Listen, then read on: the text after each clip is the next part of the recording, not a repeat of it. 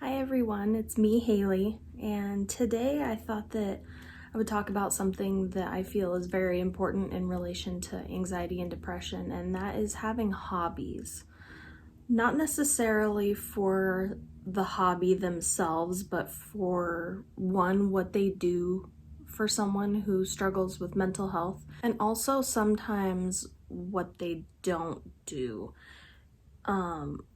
I know that when I'm really struggling and super depressed, one of the last things that I give up are the things that give me the most joy, including hobbies. I use hobbies as a gauge to know really where my mental health is. If I'm to the point where I'm giving up my hobbies and have no desire to do them, I know I'm pretty bad. I'm in pretty bad shape, and that I need to ask for some extra help, maybe from my doctors, my husband, and even from myself, giving myself some leeway and realizing I'm really bad right now. If I'm so bad that I'm giving up my favorite hobbies, and there's a lot of them. I'm kind of a crafty girl.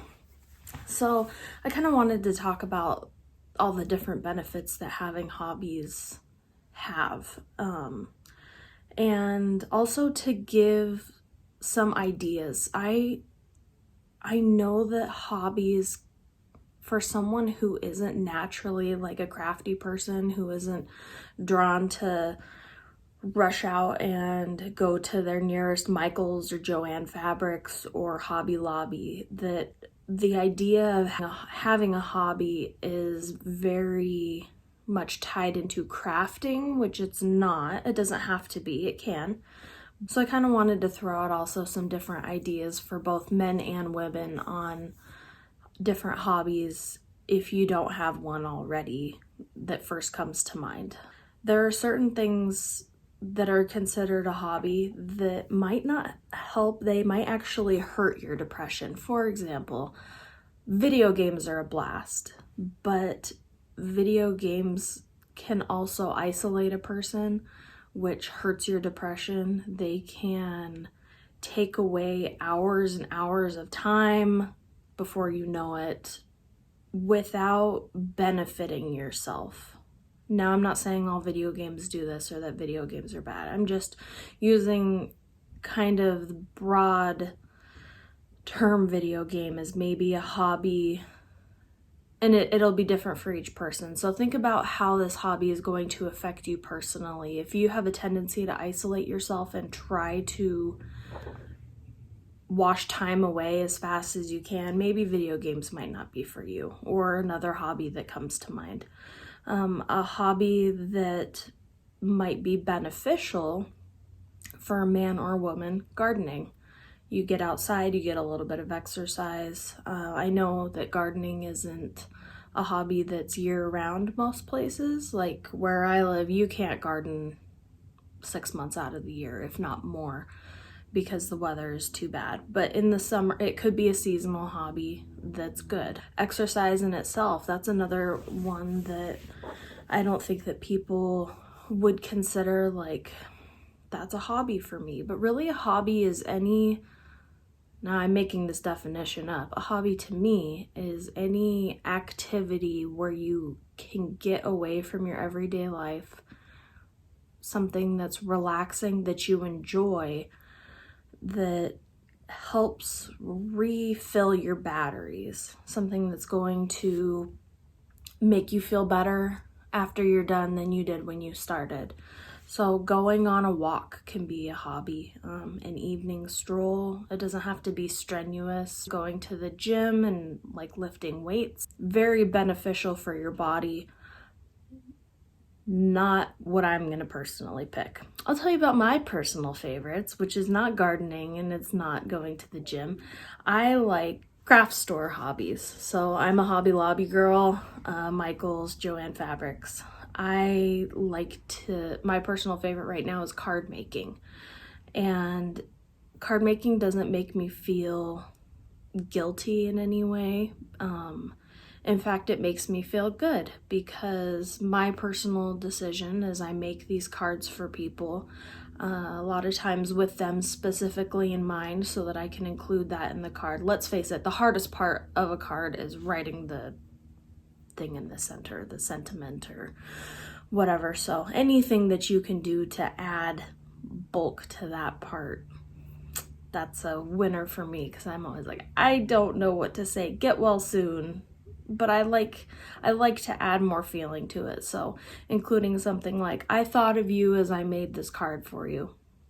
It's an extra sentence. So yeah, card making. A lot of people who make cards like to sell them.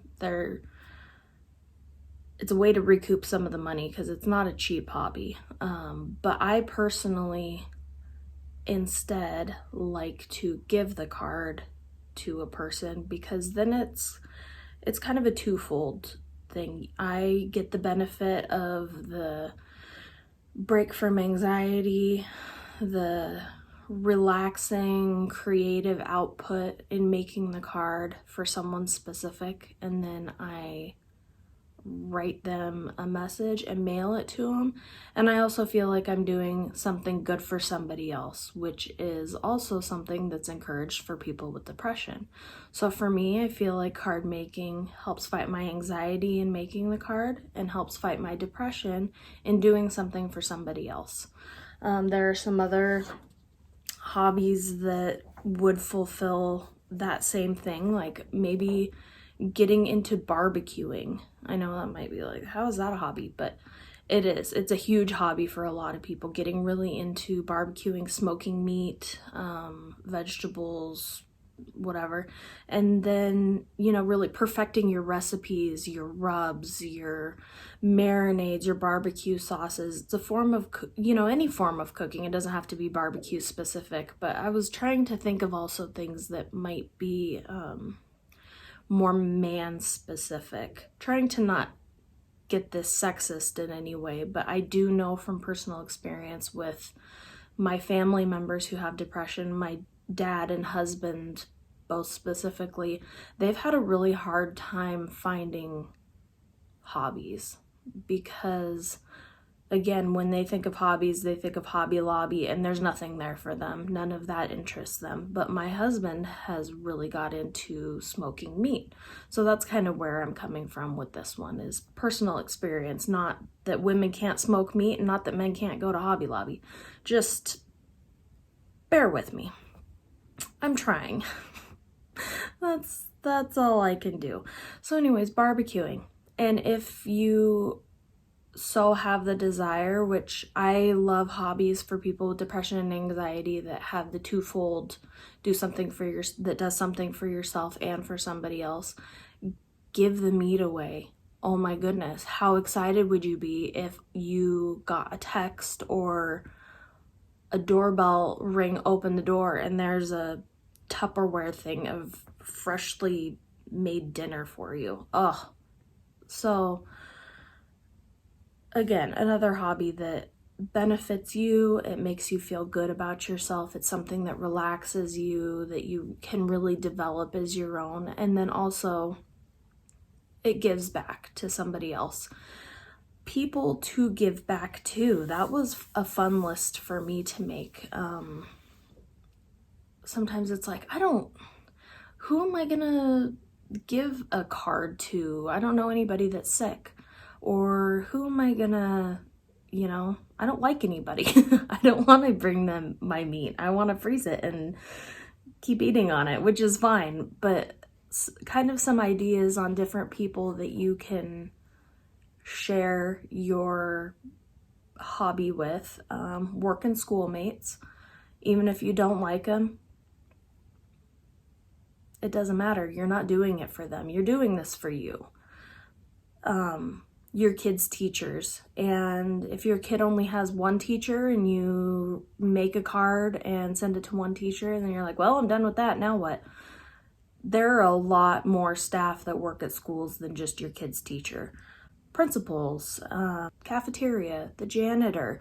You think any of them are getting cards by students? They're not getting apples, they're not getting anything nice, but they go to work every day and work hard for your kids just like the teacher does. So expand it past just your kid's teacher. If you're looking for people to, share your hobby with.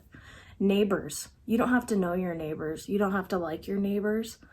But if there's anybody in the world that you want to like you, it's your neighbors. We're very fortunate. When we first moved into this house, we immediately got to know all of our surrounding neighbors, at least the ones, within shot directly across the street, next door on each sides and down a couple. And we have such a nice little hub of people who we don't associate. We're not, friends, but we wave at each other when we see each other, and most importantly, we look out for one another.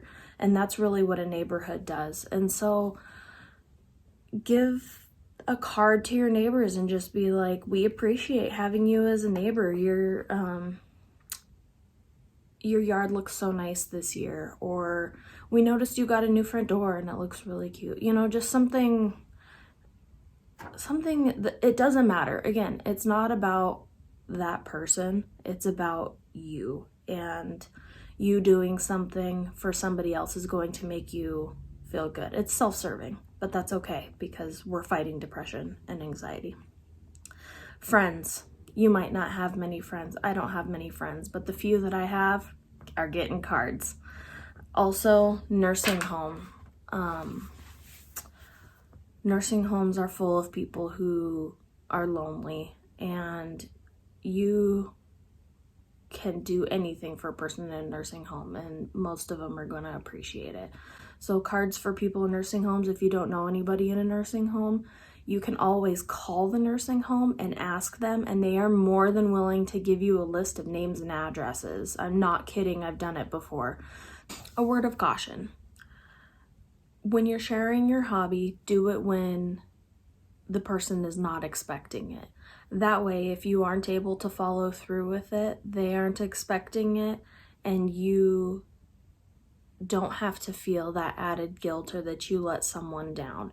And then you can give it to them at another time, but just surprise them with it. Send the card in the mail, but don't tell them ahead of time, I made you a card and I'm going to be mailing it to you. Because a lot of times stuff comes up, and also depression's sneaky, and sometimes the hardest part would be something like putting a stamp on it and putting it in the mailbox. I know it might not make sense to everybody, but I have made cards for people, and the card sat there, made, addressed, and all it needed was a stamp, and I just couldn't bring myself to finish the job.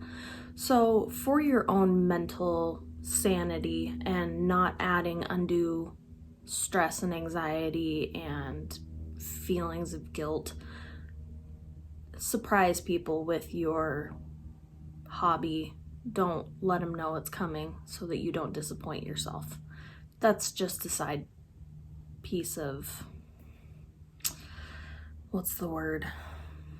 A little gem from personal experience of me feeling guilty about myself. I want to share it with people. I always have good intentions, and then I get in the way of myself. So to help that not happen, don't tell them it's coming. And then if it's 2 weeks later than you originally intended, it doesn't matter.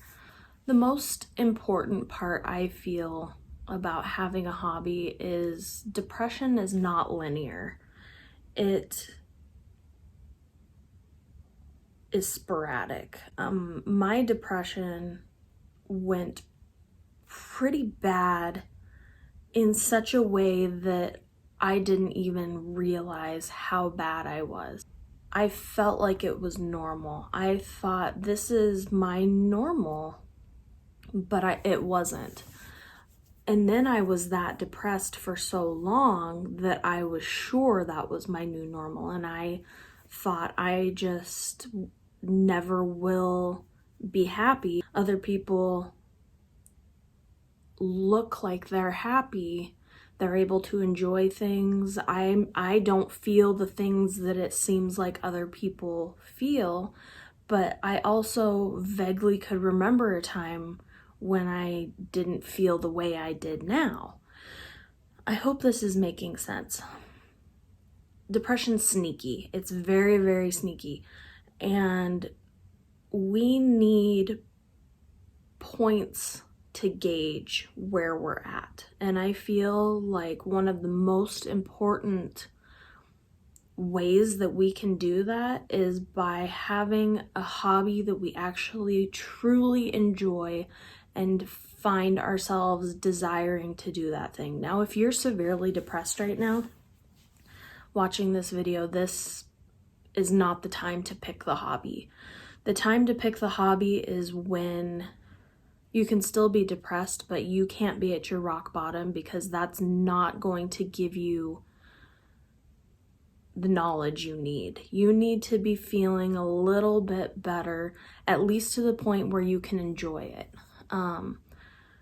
Because if you say you're here and your hobby that you choose is knitting, and you find it's a place where you can go and relax, get away for a while, it gives you creative outlook, and then after some time, you just get to the point where it's just like, I don't want to knit anymore. And then more time goes on, and the last thing you want to do is knit, let alone anything else. You realize that your point has moved down, and that's valuable information. And it's also kind of rare in depression, having little pinpoints of where you're at so that you can gauge, am I at a point where I can enjoy this hobby? Because a lot of trying to gather that information is a little too vague, in my opinion. No offense to doctors, I love doctors, I need them, but when you get asked the question on a scale of 1 to 10, blah blah blah, I look at my whole life, and it's an overwhelming question when somebody asks you on a scale of 1 to 10, how are you doing with, you know, the desire to do something. I think I don't want to do anything. I don't want to clean my house. I don't want to go get groceries, things like that. But the difference is, even when I'm not depressed, I don't want to clean my house and I don't want to go get groceries. I hate those things. They're not, me personally, an exciting thing, but something at that point where it is valuable information is, I don't want to clean my house or do groceries, but I do want to craft. I want to make cards. I want to crochet. I want to knit. I want to, you know, hobby of choice, fill yours in. And then you know where you're at in the stream of things. It's information. So you know where you're at in your chart of being okay.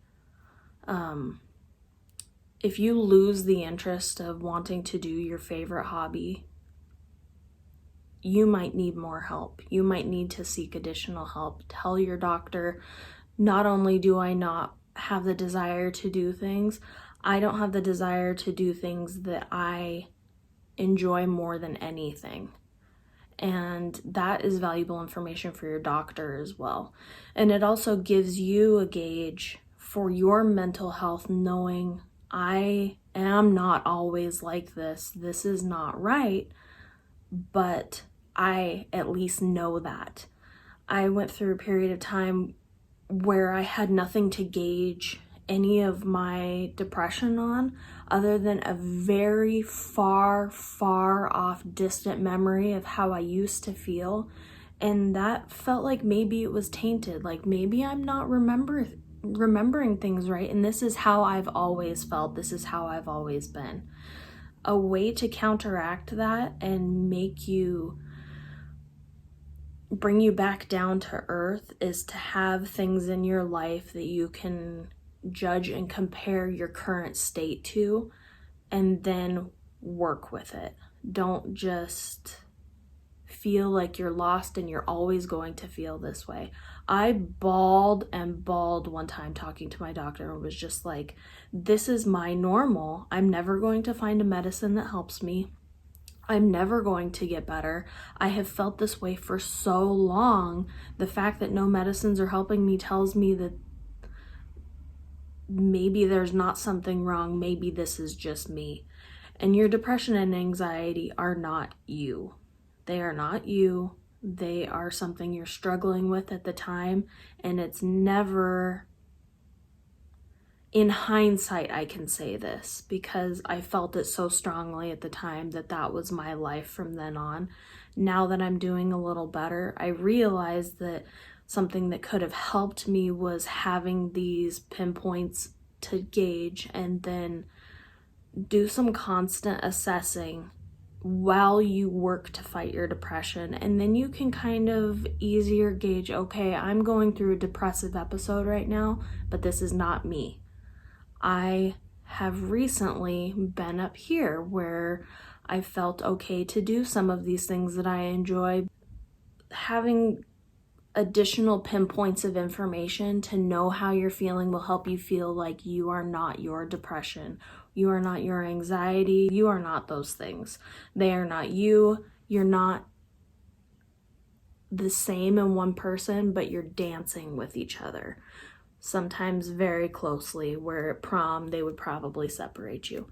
Think about hobbies in terms of more than just like, I'm gonna go spend a bunch of money on crafts and then let them sit in the corner. Try and find a hobby that actually means something to you, that you enjoy, that you get something out of, and then also take it a step further by using that hobby to give back to somebody else, and it will just make you feel that much more better. It's going to give you self-confidence. It's going to help you feel like you're helping somebody else. It really does help your mental state, and it will make you feel good. I promise. Give it a shot. Comment in the messages. So let me know what you think, and if you need an excuse to craft, depression and anxiety is a wonderful one. I use it all the time. I do feel like it does actually help me though, jokes aside.